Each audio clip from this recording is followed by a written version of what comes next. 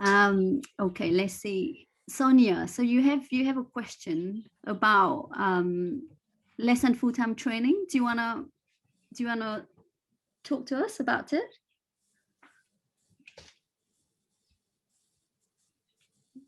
Okay.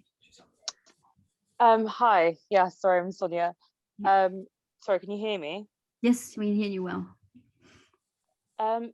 What are the sort of attitudes you found with less than full-time training? Been positive, negative? Have you had any sort of negative view from colleagues or your seniors with that? I don't know if Sam wants to take that. Yeah, sure. I'm not on less than full-time training at the moment. Can you hear me all right, Sonia? Yes. Just wonderful, just checking. But I have several colleagues who do, and I think it's safe to say that, you know, depending on where you train, it's still a relatively new thing that a lot of your consultant supervisors are having to deal with, managing and organising rotas with trainees who are working less than full time.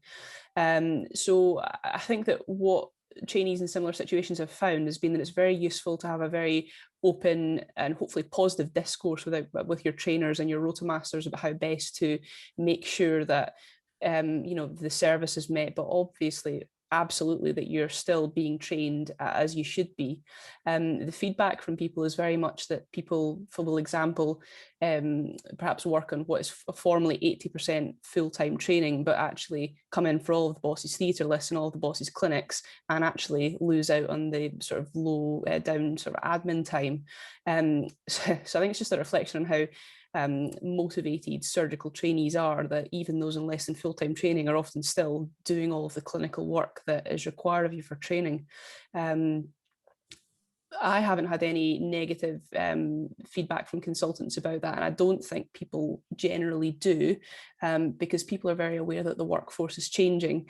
But I think that, you know, we all need to work together and sort of support each other, and make sure that we are not the ones who are saying, oh well, you know, they're less than full time, they're not as committed to surgery as other people are. You know, if you're not in that situation, you need to make sure that you're supporting people who are. That's what my take is on it. Yeah, I would agree entirely. So, as a former TPD, I have had experience of some negative comments from people about less than full-time training. As I mentioned before, we don't use the phrase part-time anymore because it's seen as pejorative. So we say less than full-time. But the reality, I think, is that we probably don't manage it as well as we should. So as you were saying, Sam, people often come in longer than their contracted hours, even though they're less than full time. If they're meant to be 60% or 80%, they're often working more than that because they want to come in and spend their clinical time. And then there's no time left over to do all the other things that a trainee has to do, like the academic side and the research and the audit. And the other thing we do badly is that so the deanery is supposed to send to the trusts notice when they're getting a less than full-time trainee, so the trusts can then backfill those slots, but that rarely happens. And so what you find a lot of the time is that your colleagues are picking up the slack if you're less than full-time, and that does create a certain amount of resentment. Now, that isn't the fault of less than full-time. It just means that we do it badly, and we probably could be better at it and should be better at it. Yes, I would totally agree, Deepa. You know, that let alone health education, but your own training program director doesn't always let me know that I'm not getting a full-time trainee. So therefore, all my work that I've got planned has to be changed. Or, as you say, there's this sort of expectation that the full-time trainees will just pick up the workload, which is grossly unfair. So I think we've got it much better sorted for the trainees in theory, but it's the trainer side of it that needs a bit of work on it now.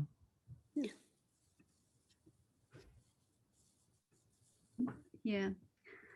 Anyone else want to ask a question?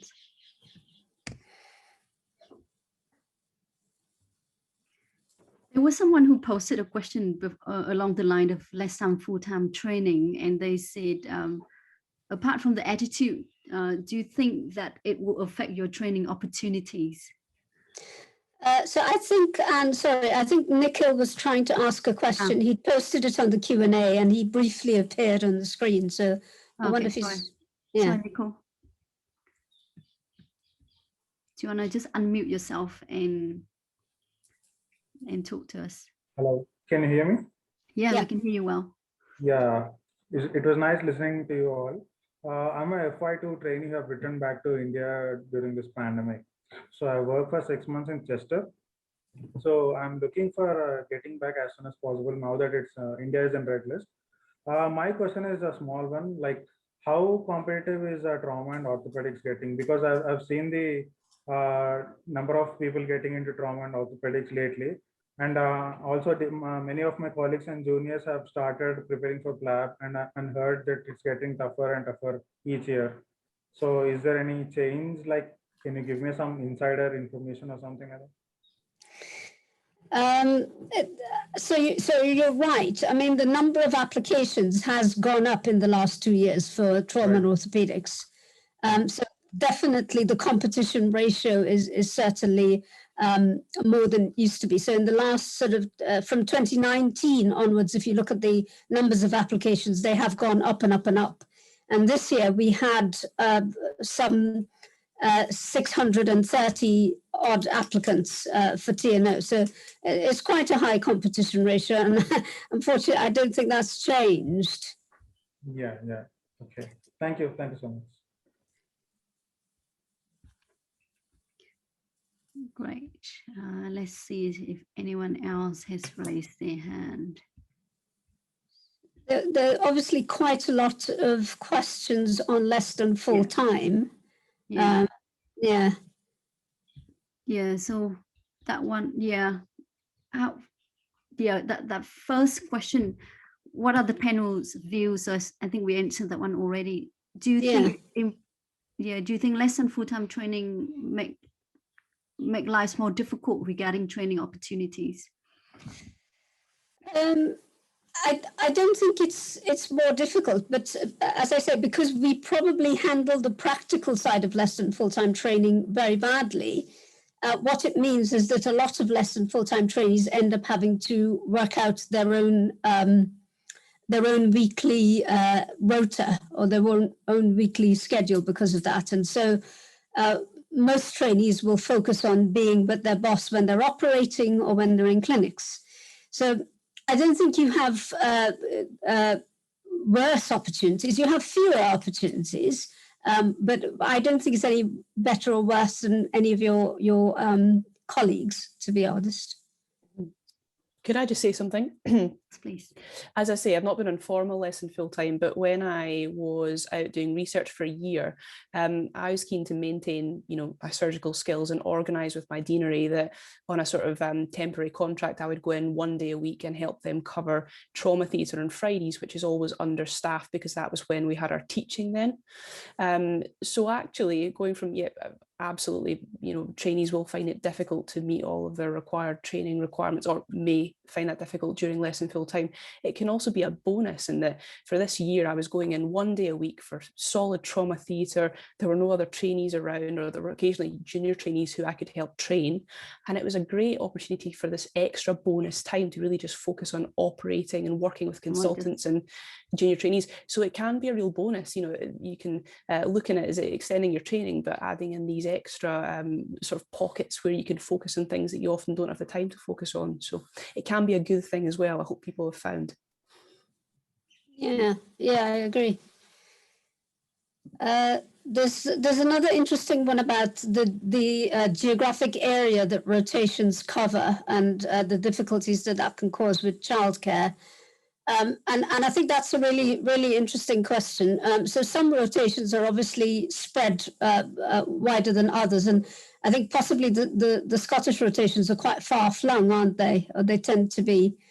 And so that can sometimes cause difficulties because you're leaving early, you return late, and then it's mentioned here as well what happens if your list's overrun. So, yeah, I mean, your childcare does have to be bulletproof. for those days when you're in theatre or clinics, because you can't predict these things. You can't predict an overrun.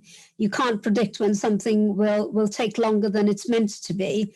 And that's true for all of us, not just for those of us who have children, but it's true for all of us. You may have committed yourself to something after work, and you may have to cancel at short notice. But yes, if you have children, that is tricky. And so you do have to have bulletproof childcare arrangements in place. I think it's one of the things, again, that we need to deal with a little more. There is an argument about whether we should tell each trainee as they start on the program where they're going to be for the next 6 years, so that you can plan where you're going to live, plan where your care is going to be. But then again, other people might think, well, halfway through my training, I've changed my emphasis, and I want to do this program. So I think there's a lot more that we could do by being communicating better with in some training programs anyway, communicating better with our trainees to try and work out some way of keeping most people happy most of the time in an area that suits them with a reasonable commute for them and their partner. So every trainee on your rotation will have a different set of circumstances that you need to juggle and balance. And it is tricky, but if you work together, most of these things can be sorted to a certain extent. Yeah, absolutely. Agree. I'm just looking at the open questions if anyone else. There was a good question about burnout. I think someone asked, this is via the registration questionnaire, how do you manage burnout from work whilst also managing the stresses of family life? I think that's something I want to know too. Anyone want to take that? Well, I'll start, because the BOA survey of our membership found that in the middle of the January wave, that most of us were a bit burnt out, and only 10% of us were fine, which means maybe we didn't even recognize that we weren't fine, or maybe 10% truly were fine, which is great, but the rest of us were varyingly unfine. And that just meant that on the day you answered it, you might have just about been all right, but if you'd asked me the same questions the next day, I might not have been. So I think that was height of pandemic. There was a lot of problems then, but some of us feel that it's worse now because we're not so scared now of the virus, but we are scared, if you like, about the pressure of work that we have to cope with as consultants anyway. There's just an enormous amount of work that we have to do. And so it seems crazy to have survived all of the stressful period to now be stressed out by what is our daily life. So I think we're all recognizing that burnout can apply to anyone, that wellness should apply to anyone, that you should be kind to yourself and kind to your team. And the more I think the people like Deepa and I look at it, and Fergal, it's just the little things in life that we just have to take care of. And I think we just got to get better at doing that. And if you're being stressed or if the workload's too much, you must discuss it with your educational supervisor, with your clinical supervisor, with your TPD, with the director of medical education, with a friend. But I mean, there are many places that you can have the freedom to speak up and to speak out, to be supported in this. Yeah, I agree. I think the worst thing that you can do is be silent and not share it with anyone. I wanted to add also, one of the really important things is having insight into that. So some people may not have insight into the fact that they're spiraling or, work is getting too much. And if you don't recognize that, and people who know you quite well may be able to sort of highlight that to you. So take it on board, not as a criticism, as people looking out for you, and then take active steps to try and address that.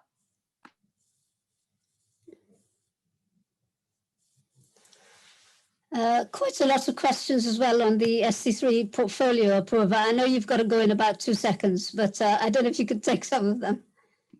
Yeah, sure. I've answered one already, which was from Vidya. So essentially, for the portfolio, can I just, where are these questions? So if you look on the open section, there are a couple on there about. Yeah. Yeah, found them. So how do you prepare for ST3 portfolio in case you don't get a training number during the first try? Any useful tips for a new CT1? So 2 questions. The first question, so if you don't get an ST3 number, you will get some feedback from the application process, at least from the interview, you should anyway. So it's important to go through that, and not just on your own, but also get the opinion of other registrars who've been through the process. They might be able to flag up things to you that you can improve for next time. And then useful tips for CT1. I found F2 to CT1 probably the biggest step up. I'm not sure about Sam and Anne, but I found it really challenging, and especially balancing sort of ward duties and sort of trying to get training in. I found that really hard. And I think it's really important to be open with your team. So junior members of the team, F1s, F2s, get them on board with what surgical training is like and your priorities, so that they can support you rather than not quite understanding why you're running off to theatre. So you have training needs, try and highlight that early. What else is there? How would, okay, that one's been answered. Could you explain about, I'm not sure about that question about payment to doctors. No, I think that there are other forums that deal with that sort of thing, Apurva. Thank you. I'm going to head off if that's okay. I don't want to be late. Yeah, that's okay. Thank you so much. Thank you. Hope it's all right. I know you had a hammering last night. Last night was tough. It was nice to meet you all. Take care. Good Bye-bye. luck. Bye now. See you later. Anne, I don't know if there are any other questions. I'm just having a look in the box. Yeah, I think quite a lot of, I mean, a lot of them are similar in theme. So I think we kind of have covered them. I think there was a question about mental health, but I think Deborah has taken that one. I'm not sure if anyone else wanted to comment. The question was, how are attitudes to taking time for mental health improving? And Deborah saying that Deborah said that they are improving to. The BOA would like to know if any instances when you feel that they are concerned and burnout wellness are important messages at present. Anyone else that's like to add to that? Or I think I'd agree. I think the attitudes are improving, and again, you know, most change tends to be slow, but we are moving away from that whole attitude of having to be strong and not expressing weakness and not confessing that you're not okay. And you know, the catchphrase that's often used these days, it's okay not to be okay, but it really is okay not to be okay. And I think there is a recognition now that people can admit to not being okay. People can be more open about these things. The stigma I feel and I hope is certainly going away. Yeah, if I can just add something, I think that if for no other reason than because pretty much everyone in the past year has finally, experienced, horrendous, big change in their quality of life, their freedom, and it's taken a toll on, I think, everybody's mental health to a lesser extent. Obviously, I'm not suggesting it's the same thing as having a diagnosis, but I think this last year has made us all take a big leap in gaining more empathy for what people go through when they go through this every day. And hopefully that will have been one silver lining to have come out of this pandemic. Yes, I think you're right, Sam. That is a good word. It is a silver lining to a very horrendous year. Right. I'm just going to bring on a question that came through the registration form. So when we ask people to register, we ask them what you'd like to ask the panel. Two says quite similar. What would you consider the hardest challenge in orthopedic as a woman, and how to handle sexist and unhelpful comments?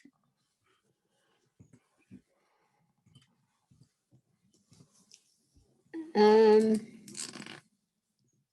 it's, I mean, as we were saying earlier, I think you face different challenges at different points of your career. And sometimes it's a physical thing, and sometimes it's, you know, a work-life balance thing, or, you know, different parts of your career, you face different challenges. I mean, so for me, if you asked me, and you were telling us how tall you were, I'm 4'11". So when I started in glad to hear that there's someone shorter. But when I started in orthopedics, I had to learn to work around a lot of things. And, you know, as we were saying, technique is far more important. But sometimes you have to learn to work around things where there's no other way of getting around it. And so initially when I started, that, you know, that used to be the challenge, to learn the technique rather than depending on physical strength. And then, you know, at other times there are other challenges of how to achieve your work-life balance, how to do the academic part of your curriculum, which I must admit I've always struggled with. So you have different challenges at different times. I can't say that there's been like a single big challenge. I don't know if I'm different from everyone else.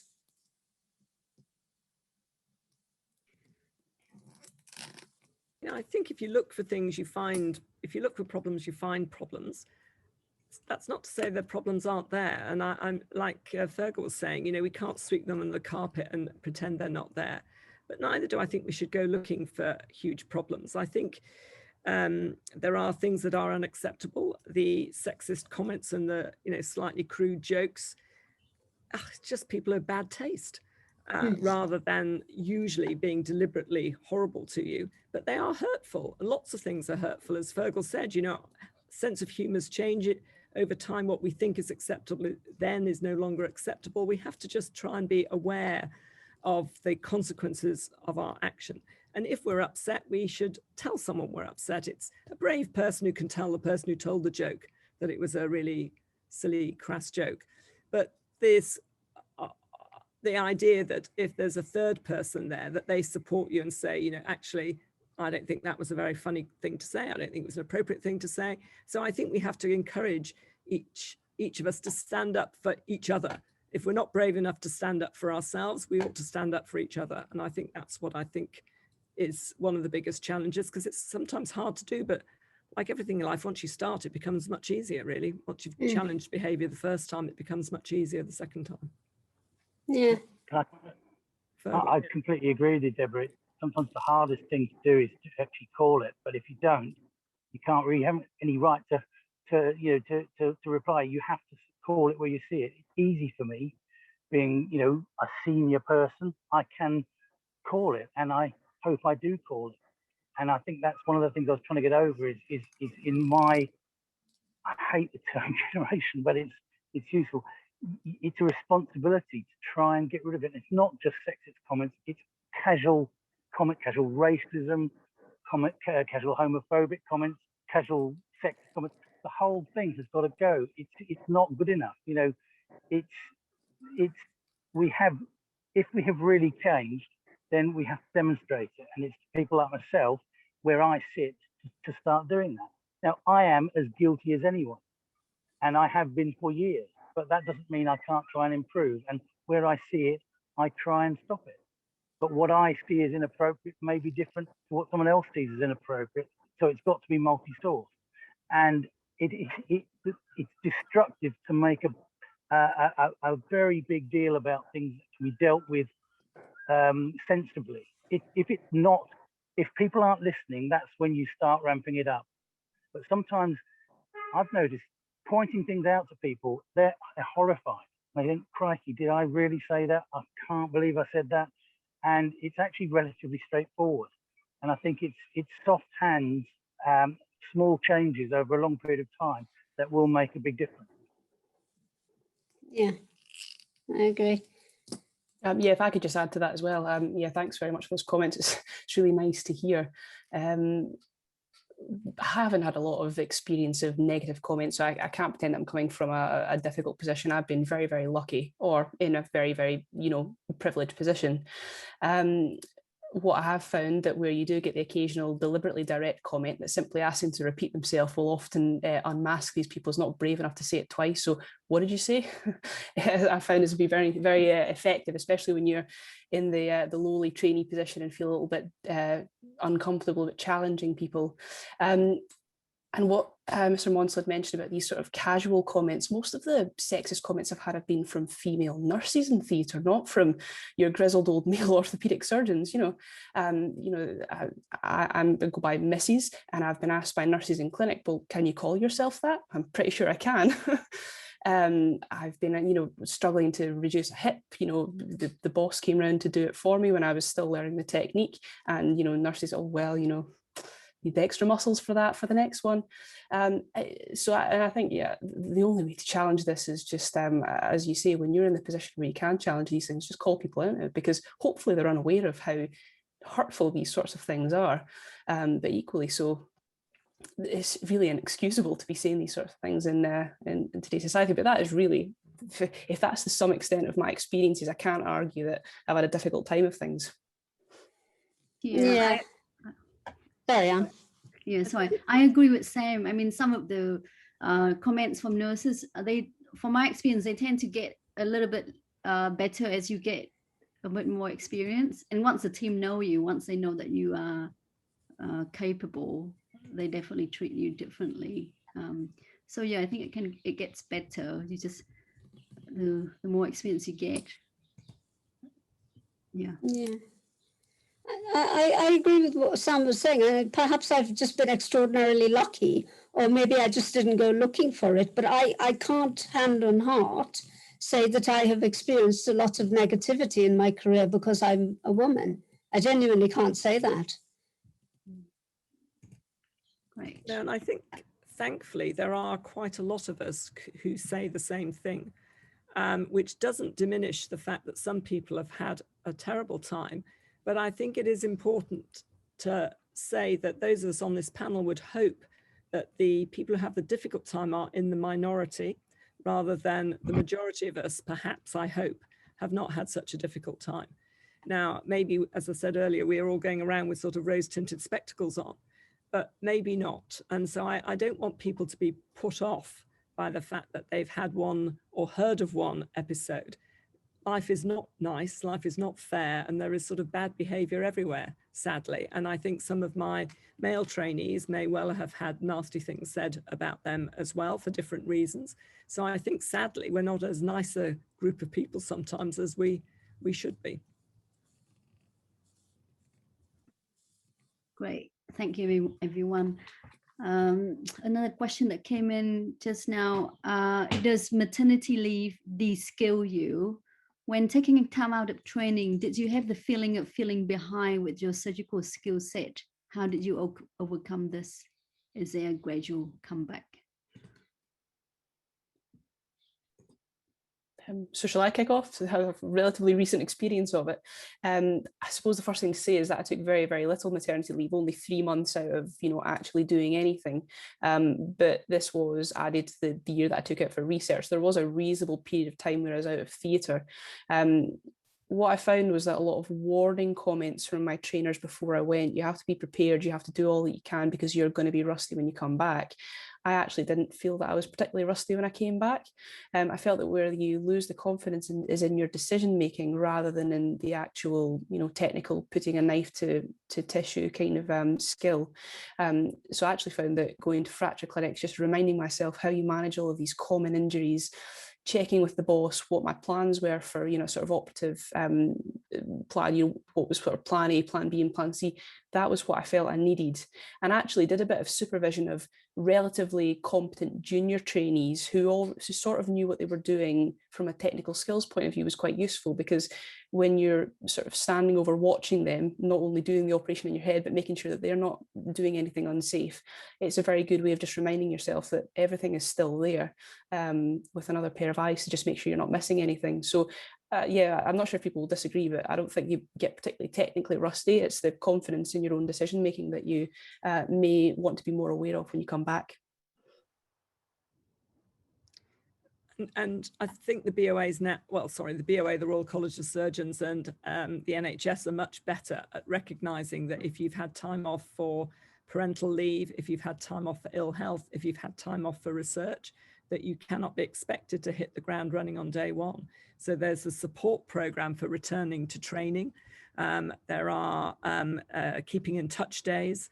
There are lots of advice now for the training programme directors in sort of putting you back into a job that may be the one you left from, which isn't always easy, but there's a lot of advice out there. And I think that's an area that has radically improved over the last couple of years, but it's there for not just for parental leave, meaning not just for maternity leave, it's there for parental leave, but research, ill health, any reason, and it's open to the male and female trainees in equal measure. Obviously, I can only speak to this in generic terms, but what I've noticed as part of COVID, in doing substantially less clinical medicine, of which operating is a part, that I feel rusty. And so it just highlighted to me that any time out of your regular clinical program makes it I've noticed in myself that I'm not as good as I think I would have been had I continued. So I completely agree with Deborah.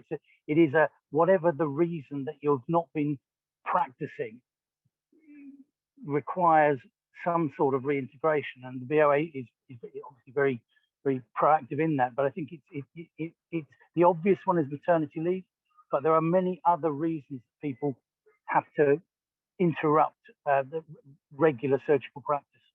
And I think it should be recognised more so in consultants than in trainees. And that's one thing that I think we would miss a trick if we don't learn from this. Is once the day you become a consultant is the start of a much longer journey to retirement than from where you started. You're a consultant for substantially longer than you are a trainee. And the same anxieties, the same pressures, the same insecurities can go with you, and I think we'd be foolish not to recognise that. More question. What would you like to say the average working hours, i.e. what time would you come in the morning and leave in the evening?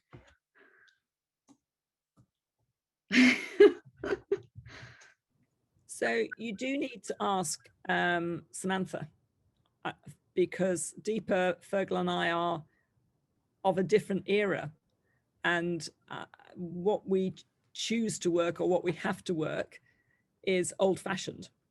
And so I'm very aware that my comments about extending the working day are very old-fashioned, hopefully not necessary, but some sort of commitment to your patients is. So Samantha, what do you think about the hours? Yeah, so I don't have any experience of working pre-European Working Time Directive, so I'm all new money. As a registrar, life is much more civilized than it was as a foundation trainee, because you're much more settled. I don't know if you've ever had this where you start a new job and the first couple of weeks you're absolutely exhausted because you're just thinking so much, everything's new, everything's different, you're meeting so many new people. But when you get a bit more settled, you have a lot more space in your head for the sort of the other decisions, so things seem a lot easier. Formally, time-wise, we start at 8 in the morning, we finish at 5. You usually finish late, but not significantly late. You're usually leaving between 5 and 6. We do an on-call week once every 4 weeks, where you'll do 3 on-calls. So that's 3 days out of that week, you'll be in for your 8 o'clock start, and you'll be in the evening and get to go home if operating civilized, but be on call overnight. So those weeks are quite hard.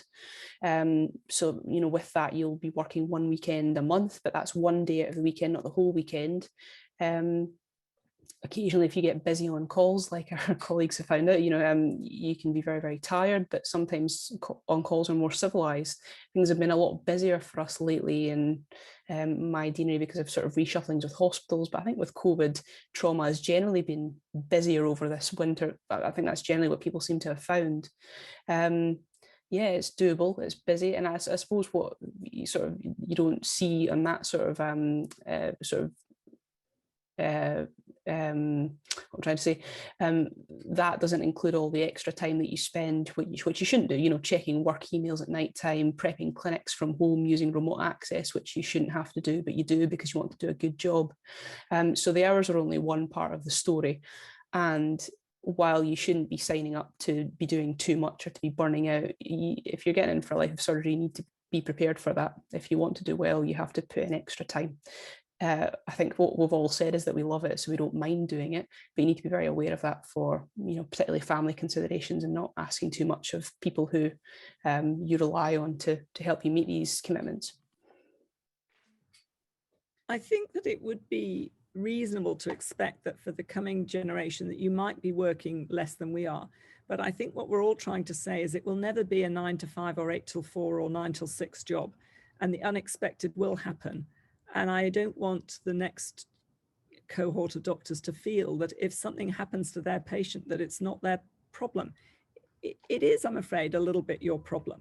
Now, whether you pass it on to someone else, and I ask Sam if she'll bail me out because of this, that, and the other, and Sam would probably say fine and Fergal, but it's never going to be a job that you can walk away from just because the clock has ticked to a certain hour. And I think that's the one thing that we have to say. Yeah, I would completely agree with that.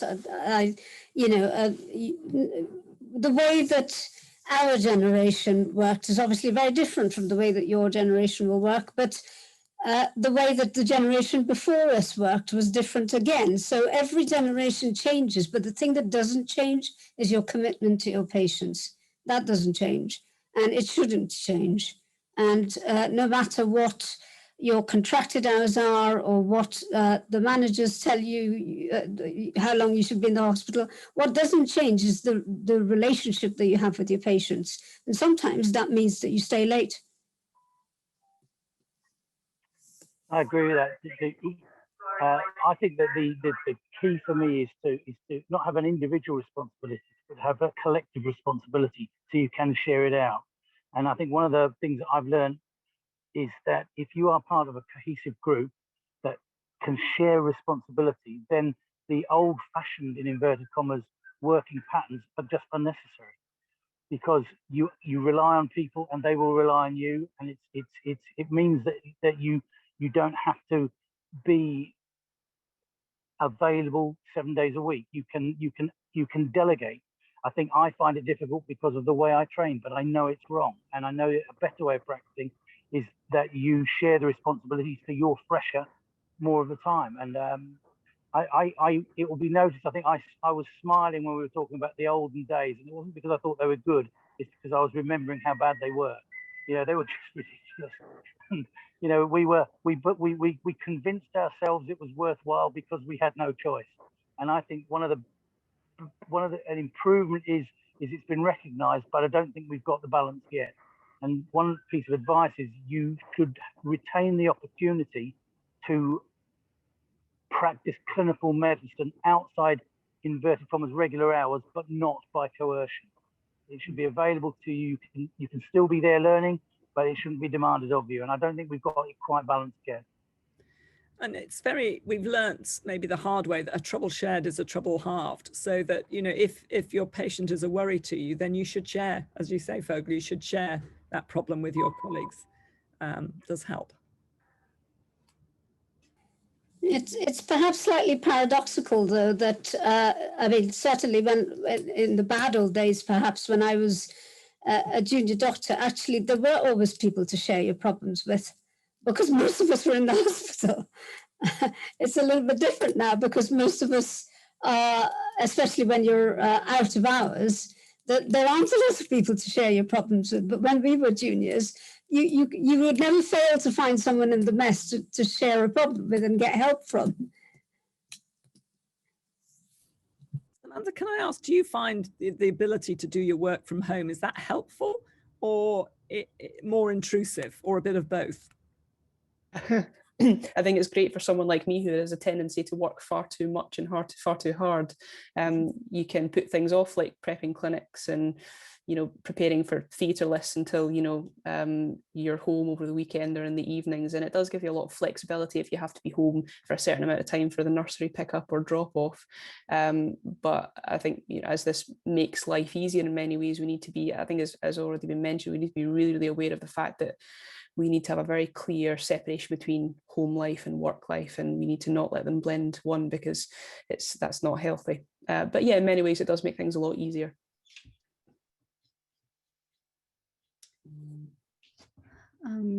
There's a question from I'm a foreign medical graduate. So the question was about, would a career gap be something I need to worry about in terms of entering orthopedic training? Any suggestion for a foreign medical graduate trying to make his way to training in the NHS? Well, I guess I can start answering these questions. So I had a career gap. I had a year taking time off work, and I also didn't train here. I trained in New Zealand. I went to school in New Zealand, did all my training there. So I think the orthopedic training program in New Zealand and Australia is also very competitive. So in many ways, the way I prepared for that training program before I even thought about the UK was similar. So made my CV look good. I did a master's. I published some articles. I did some audits. Had a leadership position overseas with you know, a job agreement to show for it. I had a logbook to show the number of DHS I'd done. So things are actually quite similar. So I think if you look at the application guidelines for the UK candidates, and you just make sure, as someone mentioned before, sometimes it is a tick box exercise. You do all that, sit all the courses that they want. So that way you make the minimum requirement. And in terms of for the interview, I do the Ortho interview website. So there are lots of questions that answer, I mean, all the questions that a first year registrar should know. So that is a very useful website. There are lots of courses around. So just be prepared, as Apuva said before. You look at what they need from you, and you prepare early. Yeah.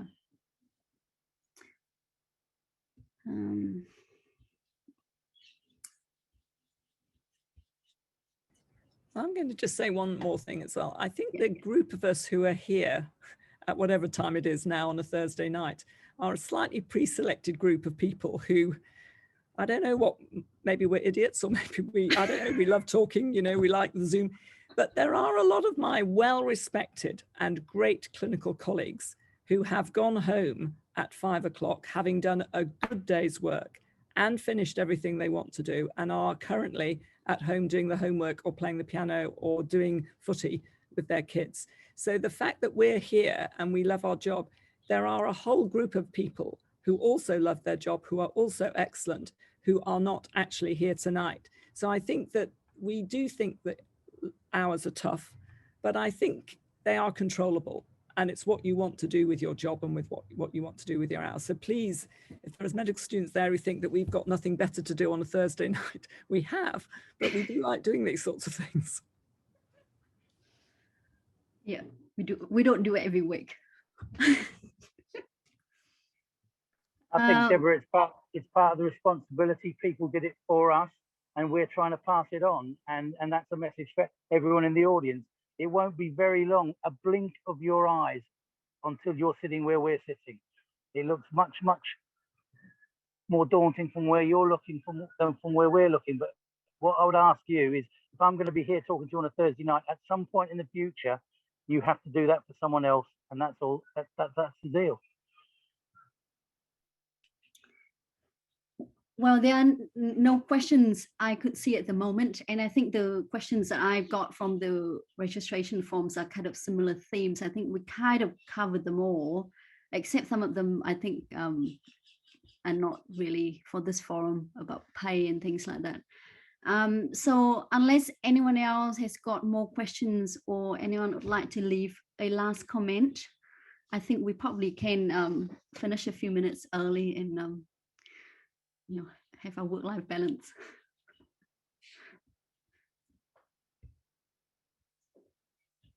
How fitting for such a talk to end early. I'm sure this goes without saying, but I'm sure we'd all be very happy to have questions directed us by email. So if I forgot to put my email up in the presentation, but I'm sure you can direct anyone on if they have any burning questions about anything that we've talked about. So thanks everyone, it's been a really fascinating evening. Yeah, thank you so much for asking. Really enjoyed it. Thank you. I'm Yeah, looking thanks. forward to your research, Samantha. It's going to be interesting. Right. Thank you very much, everyone. Thank you, the speakers. Thank you, all the audience for tuning in tonight. I've enjoyed it a lot, and yeah, look forward to meeting you all in person. Thanks, Anne. Bye. Thanks, Deepa. Bye-bye. Bye-bye. Bye-bye. Thank you. Bye. Bye.